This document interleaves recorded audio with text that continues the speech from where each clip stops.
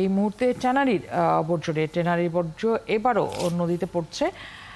সেই বিষয় নিয়ে কথা বলবো। আমাদের সাথে যুক্ত হচ্ছেন পরিবেশ ও জলবায়ু পরিবর্তন আন্দোলনের সভাপতি প্রকৌশলী আব্দুস সোবহান। জনাব আব্দুস সোবহান, আপনাকে স্বাগত জানাচ্ছি। শুভ সকাল। বরাবরের মতো কোরবানির ঈদ, আর কোরবানির ঈদ মানেই হচ্ছে বর্জ্য ব্যবস্থাপনার, বিশেষ করে চামড়া শিল্পের যে বর্জ্য যাবে সেখান থেকে যে কাঁচা চামড়া প্রক্রিয়াজাত হয়ে আমরা পণ্য পাবো সেইটি নিয়ে আলোচনায় আসে। এবং এই প্রক্রিয়াজাত করতে যে পরিবেশ দূষণ, বিশেষ করে নদী দূষণের ঘটনা ঘটে সেটি বারবার আলোচনায় থাকে। আমরা আজকের থেকে 12 বছর আগে দেখেছিলাম যে ট্যানারির স্থান পরিবর্তন হয়েছে, সেখানে একটি উন্নত শিল্প এলাকা গড়ে তোলার জন্য নানা ধরনের পদক্ষেপ নেওয়া হচ্ছে, স্বল্পমেয়াদী, দীর্ঘমেয়াদী, মধ্যমেয়াদী, কিন্তু দিন শেষে সেটি কাজে আসছে না। যদিও সরকারের পক্ষ থেকে বা কর্তৃপক্ষের পক্ষ থেকে বলা হচ্ছে যে নানা ধরনের চেষ্টা তারা চালাচ্ছেন, সেই চেষ্টা কেন আলোর মুখ দেখছে না বলে আপনার কাছে মনে হয়? কোথায় গাফিলতি?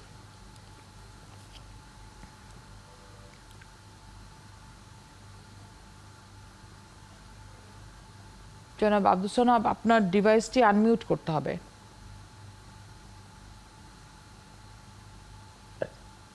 শুভ সকাল। জি, আমাদের যে ট্যানারিগুলো ছিল আমরা সবাই জানি এগুলি হাজারীবাগে ছিল, এবং হাজারীবাগে থাকায় এগুলা যে দূষণ করতো সেটা বুড়িগঙ্গা নদীতে। এবং সবাই তখন, আমরা যেহেতু হাজারীবাগ ঢাকার অলরেডি এখন একটা কেন্দ্রবিন্দুতে পরিণত হয়েছে, এই জন্য ঢাকা যখন বেড়ে গেল শহরটা, তখন এই জন্য সবাই আমরা বললাম যে না, আমাদেরকে হাজারীবাগ থেকে ট্যানারিগুলা সরিয়ে নিতে হবে। এবং 2 নম্বর হলো হাজারীবাগে ট্যানারিগুলা যেহেতু বিক্ষিপ্ত ভাবে ছিল, এগুলোর জন্য একটা কেন্দ্রীয় বর্জ্য পরিশোধনাগার তৈরি করা সহজ ছিল না। এই জন্য যে একটা জায়গায় নিয়ে সবগুলি ট্যানারিকে এক জায়গায় একটা ট্যানারি শিল্পনগরী গড়ে তোলে, সেখানেই কেন্দ্রীয়ভাবে বর্জ্য পরিশোধনের ব্যবস্থা করা। এবং আমরা সবাই, মানে সরকার, আমরা যারা পরিবেশ নিয়ে কথা বলি, আমাদের গণমাধ্যম, সবাই এটাকে সাধুবাদ জানালো যে হ্যাঁ, আমরা যদি একটা জায়গায় নিয়ে যাই তাহলে আমাদের বর্জ্যটাকে আমরা সঠিকভাবে পরিশোধন করে তারপরে আমাদের নদীতে ফেলতে পারবো। আমরা এতদিন মানে হাজারীবাগ থাকতে আমরা বুড়িগঙ্গা নদীকে দূষণ করছি, এবং সেখানে আমরা ধলেশ্বরী পাড়ে চলে গেলাম। এবং এরকম একটা চিন্তাধারা থেকে যে একটা আধুনিক শিল্প, ট্যানারি শিল্প গড়ে উঠবে, এবং সেখানে আধুনিক কেন্দ্রীয় বর্জ্য পরিশোধনাগার থাকবে, সেখানে ক্রোম রিকভারি প্ল্যান্ট থাকবে, সেখানে যে আমার কঠিন বর্জ্য যেগুলি হবে সেগুলো যথাযথভাবে আমরা সংরক্ষণ করব পরিবেশ সম্মতভাবে। কিন্তু আমরা বাস্তবে কি দেখলাম? বাস্তবে আমরা দেখলাম যে হাজারীবাগে যে অবস্থা ছিল, বর্তমানে আপনার সাভারের হরিণধারায় এই ট্যানারি স্থানান্তরিত হওয়ার পরেও একইভাবে কিন্তু ধলেশ্বরী নদী দূষিত হচ্ছে, ধলেশ্বরী নদীর বর্জ্য ফেলা হচ্ছে। ব্যতিক্রমটা কোথায় ঘটলো? হাজারীবাগে যখন ছিল তখন বর্জ্যের পরিমাণ ছিল মানে 2000 থেকে 2500 কিউবিক মিটার প্রতিদিন। এখন সেখানে বর্জ্য হচ্ছে 3500 থেকে 4000 কিউবিক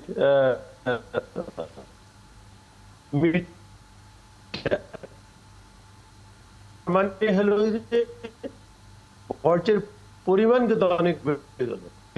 সঠিকভাবে আমরা তো যে পরিবর্তন করলাম, যেখানে সর্বমোট 1100 কোটি টাকার মতো সেখানে এই প্রকল্পে খরচ হয়েছে, সেখানে কিন্তু আমরা তার কোনো সুফল পাচ্ছি না। কেন পাচ্ছি না? এবং এটা কিন্তু আমাদের পেতেই হবে। আমরা আমাদের একটা রপ্তানি শিল্প হচ্ছে, আমরা এটা থেকে বৈদেশিক অর্জন করি।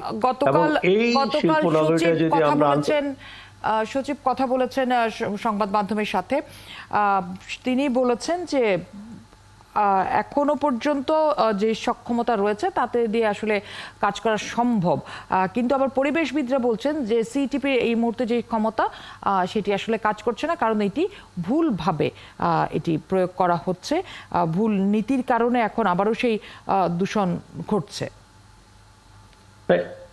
যেটা সচিব বলছেন আমি তার সঙ্গে বিনয়ের সঙ্গে দ্বিমত পোষণ করছি। এটা আসলে কাজ করছে না। আমি তো বললাম যে আমরা যেই কেন্দ্রীয় বর্জ্য পরিশোধনাগার তৈরি করছি সেটা মানে পরিশোধনের ক্ষমতা হচ্ছে 2500 কিউবিক মিটার, আর আমার বর্জ্য হচ্ছে 3500 কিউবিক মিটার আমার বেশি থাকে। এখানে যে দুর্বলতাটা আমাদের, এখন আমি দুইটা বিষয়, একটা হচ্ছে যে যেটা ঘটে গেছে এটাতে আমি চাইলেই রাতারাতি কিন্তু এটাকে পরিবর্তন করতে পারবো না। আমি মনে করি যারা এই কাজের জন্য দায়ী তাদেরকে দায়বদ্ধ করা এবং জবাবদিহিতা আওতায় আনা। কিন্তু এখন কি করা, আমরা তো আর এরকম দিনের পর দিন বছর যুগের পর যুগ তো আমরা এইভাবে দিতে পারি না। এখন যেটা প্রয়োজন, শিল্প নগরী নিয়ে কাজ করেন বিসিক বা আমাদের বাণিজ্য শিল্প মন্ত্রণালয়, তাদেরকে বলছি তাদের যদি এটা ম্যানেজমেন্টের ব্যবস্থাপনার সক্ষমতা না থাকে, তাহলে তারা যাদের এই বিষয়ে জ্ঞান আছে সক্ষমতা আছে তাদের নিয়ে একটা মানে গ্রুপ অফ পিপল নিয়ে তারা কিন্তু এটা সমাধান করতে পারে। এই মুহূর্তে যে কাজটা করা দরকার আমাদের, যে ২৫০০ কিউবিক মিটার বর্জ্য আমরা পরিশোধন করার আমাদের যে সিটিপি আছে, সেটাকে কিভাবে পূর্ণাঙ্গ কার্যক্ষম করা যায় সেদিকে গুরুত্ব দেওয়া। কারণ এখানে আমি মনে করি তিনটি পক্ষের দায় ছিল, এটা যে এখন কাজ করছে না। প্রথম পক্ষ ছিল যারা এই প্রকল্প নির্মাণ করছেন তারা, সেটা হল শিল্প মন্ত্রণালয় বিসিক।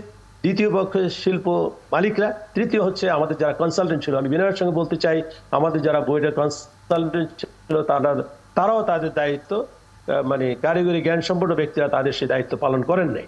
যখন সিইডিটা নির্মাণ হচ্ছে তখন এর কোথায় দুর্বলতা, কোথায় এটা সঠিক হচ্ছে না, ঠিক মতো আমি মালামাল ব্যবহার করছি কিনা, এগুলো কিন্তু দেখার দায়িত্ব তাদের ছিল, কিন্তু তারা সেটা সঠিকভাবে পালন করেন নাই।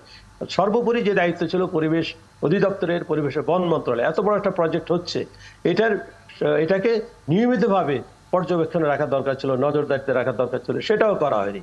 যাই, এখন তো যা ঘটে গেছে, আপনি এদেরকে দায়বদ্ধ করে জড়িত আনা দরকার, কিন্তু এটাকে কার্যক্ষম করার জন্য যে বিষয়টি দরকার, প্রথমত হলো যে আমার ২৫০০ কিউবিক মিটার যে বর্জ্য আমার পরিশোধনের সক্ষমতা আছে, সেটা যেন ঠিকভাবে পরিশোধিত হয় সেই দিকটা আমাদেরকে দেখতে হবে।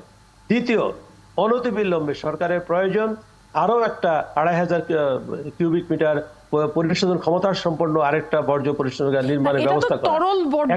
তরল বর্জ্য যে উৎপাদন হচ্ছে সেটি পরিশোধনের জন্য ব্যবহার হবে, কিন্তু রাসায়নিক মানে আমরা যেটাকে বলি ক্ষতিকর রাসায়নিক ক্রোমিয়াম, যেটি আসলে বলা হচ্ছে যে সলিড ওয়েস্ট তৈরি করছে, সেটিও তো আসলে মানে সেটি শোধনের জন্য কি হবে, মানে ওটার জন্য তো আলাদা কোনো ব্যবস্থা রাখা হয়নি। না, এখানে যে বিষয়টা ছিল সেটাই বললাম, যে আসলে যারা প্রকল্প বাস্তবায়ন করছেন তাদেরকে যে আমাদের দেশে সাধারণ কথা বলা আনাড়ি লোক, এইখানে যে আমার ক্রম রিকভারি করা, এই যে প্রতিটা ট্যানারিতে দুইটা বর্জ্য উৎপাদন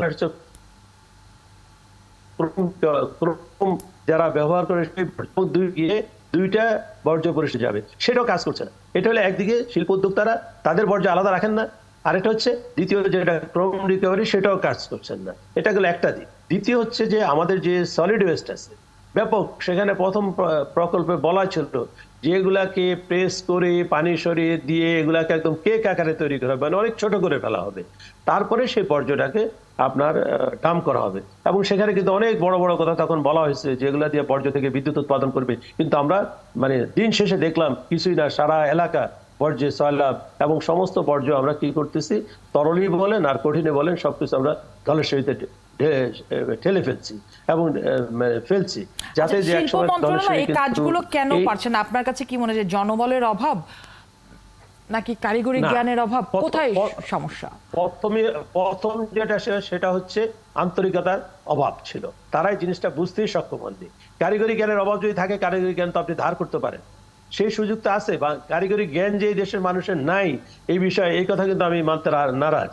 কারিগরি জ্ঞান আছে, কিন্তু তারা এটাকে গুরুত্বই দেননি। এটার উপর যে একটা কত বড় গুরুত্বপূর্ণ একটা বিষয়, যেই শিল্প নগরীটা যদি আমরা পরিবেশ সম্মতভাবে গড়ে তুলতে পারতাম, শুধু যে আমাদের পরিবেশকে আমরা উন্নত করতাম তা না, আমরা আর্থিকভাবে অনেক লাভবান হতো না, আমাদের কিন্তু তখন আমাদের রপ্তানি কিন্তু অনেক বেড়ে যেত, এবং এটা পৃথিবীতে একটা উদাহরণ সৃষ্টি করতো যে বাংলাদেশে এত বড় একটা ট্যানারি শিল্পকে একটা পরিবেশ সম্মত পর্যায়ে নিয়ে আসছে। কিন্তু এই বোধটাই তাদের নাই, এখনো নাই। আমি মনে করি কোনো গুরুত্ব তারা দিচ্ছে না।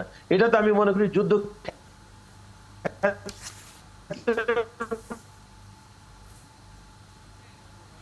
অনেক ধন্যবাদ আমাদের সাথে যুক্ত হওয়ার জন্য এবং আলোচনার জন্য জনাব সোবহান।